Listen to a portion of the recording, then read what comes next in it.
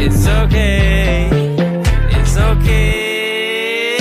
I'm feeling good, like I should. Assalamualaikum warahmatullahi wabarakatuh.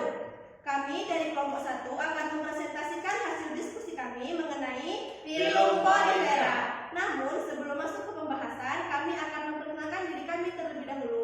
Saya Siti Maria. Dan saya Edward Pandangan Citalali. Dan saya Nur Aini Lestari. Baiklah, langsung saja masuk ke pembahasan. Materi pertama mengenai definisi, ciri-ciri, serta morfologi dari film Polifera yang akan dijelaskan oleh saya sendiri. Materi selanjutnya mengenai habitat serta manfaat dari film Polifera yang akan dijelaskan oleh Edward Pandangan Citalali. Dan yang terakhir, materi mengenai klasifikasi film Polifera yang akan dijelaskan oleh Nur Aini. Oke, langsung saja masuk ke materi yang pertama. Baiklah, di materi yang pertama ini saya akan membahas mengenai definisi, ciri-ciri, serta morfologi dari film Polifera. Yang pertama, saya akan membahas mengenai definisi dari film Polifera. Film Polifera berasal dari dua kata, yaitu porus yang berarti lubang kecil dan vere yang berarti membawa.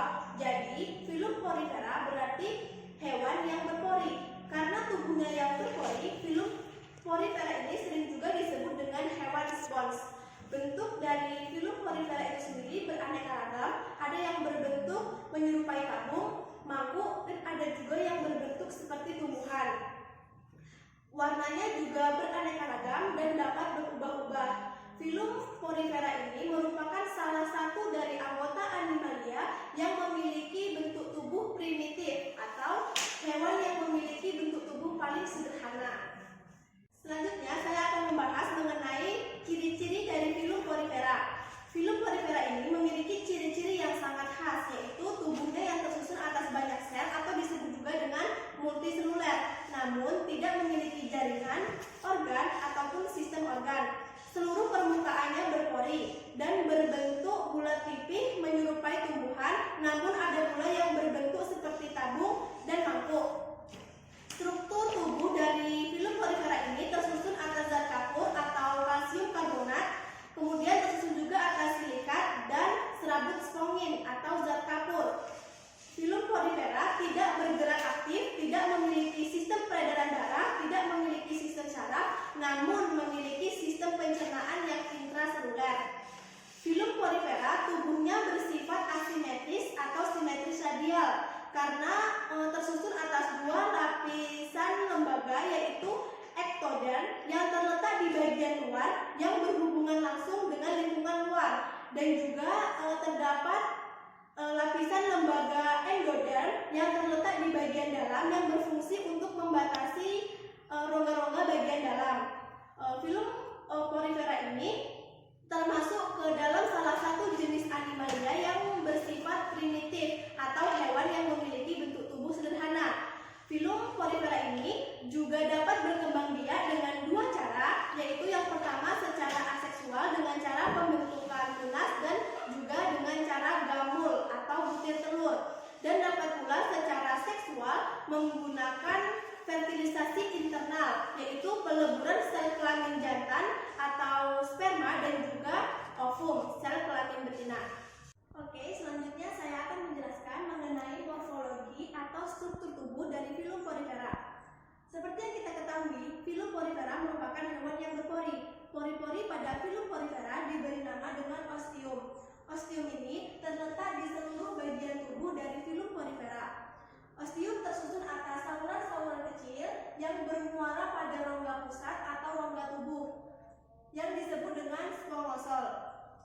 Air yang masuk ke dalam rongga pusat akan dibawa naik ke atas permukaan dan kemudian akan dikeluarkan melalui saluran air yang disebut dengan osculum. Saluran air atau osculum pada film Polifera ada 3 tipe. Yang pertama yaitu tipe askonoid. Tipe askonoid merupakan tipe saluran yang paling sederhana karena ostium dihubungkan dengan suatu saluran yang berhubungan dengan squamosal. Yang kedua yaitu tipe sikonoid. Pada tipe ini, ostium dihubungkan dengan saluran yang bercabang-cabang ke rongga-rongga yang berhubungan langsung dengan squamosal. Yang ketiga yaitu tipe leukonoid atau ragon. Pada tipe ini, ostium berhubungan langsung dengan squamosal.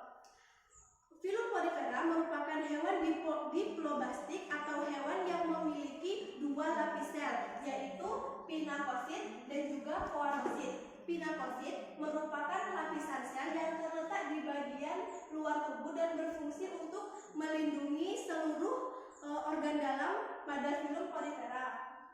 Pinakosit berbentuk pipih dan tersusun sangat rapat, seperti yang ada pada gambar. Pinakosit dapat berrefleksasi untuk membesar dan juga untuk mengecil. Kemudian ada sel koanosit. Sel koanosit ini terletak di bagian dalam dari filum porifera. Koanosit ini jika diperbesar bentuknya menjadi seperti ini. Di dalam sel koanosit terdapat dinding sel, kemudian terdapat juga sel amoeboid. Sel amoeboid ini berfungsi untuk mengangkut hasil metabolisme dan juga untuk mengangkut zat makanan. Kemudian terdapat pori. Pori ini berfungsi sebagai tempat keluar masuknya air. Kemudian juga terdapat sel epidermal dan juga spikula. Sel koanosit ini jika diperbesar lagi maka bentuknya akan menjadi seperti ini. Di dalam sel koanosit terdapat inti yang disebut juga dengan nukleus. Dia juga terdapat sel amoeboid seperti tadi ini dan juga terdapat leher dan flagellum. Flagellum berfungsi sebagai alat gerak dari sel koanosit. Di bagian leher ini apabila diperbesar maka bentuknya akan menjadi seperti ini. Bentuknya mirip dengan kayu. Sekian yang dapat saya sampaikan mengenai definisi, ciri-ciri dan juga morfologi dari filum porifera. Saya akan membahas habitat dan manfaat filum porifera. Habitat filum porifera. Sebagian besar porifera hidup di laut dan sebagian kecil hidup di air tawar. Pada umumnya porifera hidup di perairan yang dangkal dan jernih. Namun ada pula yang hidup di perairan berpasir atau berlumpur. Porifera yang telah dewasa tidak dapat berpindah tempat hidupnya, menempel pada batu atau benda lainnya di dasar laut. Karena porifera yang bercirikan tidak dapat berpindah tempat, kadang porifera dianggap sebagai tumbuhan. Porifera hidup secara heterotiof dengan memakan bakteri dan plankton yang ada di dasar laut. Manfaat filum porifera. Filum porifera memiliki berbagai manfaat dalam kehidupan baik bagi manusia ataupun bagi hewan laut lainnya, di antaranya yaitu sebagai berikut. 1. Tempat hidup atau habitat bagi banyak hewan. 2. Dapat dimanfaatkan sebagai alat penggosok seperti untuk mandi, mencuci piring, dan mencuci baju. 3. Dapat digunakan sebagai bahan obat-obatan seperti antibiotik, antiviral, obat kanker, dan obat leukemia. 4. Dapat digunakan untuk mengusir predator karena sponnya dapat memproduksi racun. 5. Dapat digunakan sebagai biomonitor untuk mengkontaminasi polutan di perairan. 6. Digunakan sebagai biomarker untuk mendeteksi kandungan logam berat di daerah perairan pantai. 7. Dapat digunakan sebagai pengumpul mikroorganisme polutan. 8. Memiliki kandungan bioaktif yang sangat besar, yaitu anti-inflammatory, anti-tumor, antivirus, anti-malaria, dan antibiotik. 9. Dapat mengkumulasi bakteri dalam jumlah besar. 10. Dijadikan campuran bahan industri kosmetik. 11. Dapat digunakan sebagai sumber makanan dan tempat perlindungan bagi hewan lain. 12. Digunakan sebagai hiasan akuarium air laut karena mempunyai nilai estetika yang tinggi. 13. Dapat membantu pelapukan pecahan batu karang dan cangkang moluska yang berserakan di tepi pantai. 14. Dijadikan obat konsentrasi. Baiklah, hanya segitu saja yang dapat saya sampaikan. Sekian, terima kasih. Baiklah, saya akan menjelaskan materi selanjutnya, yaitu tentang klasifikasi film porifera. Berdasarkan bentuk dan kandungan spikulanya, porifera ini dibagi menjadi 3 kelas. Yang pertama yaitu kalkarea. Adapun ciri-cirinya yaitu spikulanya seperti duri-duri kecil yang terdiri dari kalsium karbonat dan juga mengandung zat kapur yaitu CH3COH dengan tipe saluran air bervariasi seperti askonoid, sikonoid, dan juga leukonoid. Untuk spesies ini, kelas kalkarea memiliki tinggi hanya berkisar 15 cm. Untuk strukturnya teman-teman juga bisa lihat gambar di sini. Kalkarea ini dia ada struktur khasnya yaitu seperti osculum dan juga spongiosol. Dan tentunya strukturnya ini mengandung pori-pori atau dinamakan dengan ostium. Contohnya yaitu Clatrina sp dan juga Caranthia sp dan masih banyak lagi. Untuk kelas yang kedua yaitu kelas Hexactinellida. Untuk ciri-cirinya yaitu bentuk silinder atau corong, spikulanya mengandung silika SiO2 dan atau biasa disebut dengan struktur kaca. Dan dominan tipe saluran airnya yaitu sikonoid, di mana tipe saluran airnya itu terkhusus dan juga levelnya di atas daripada tipe saluran air askonoid.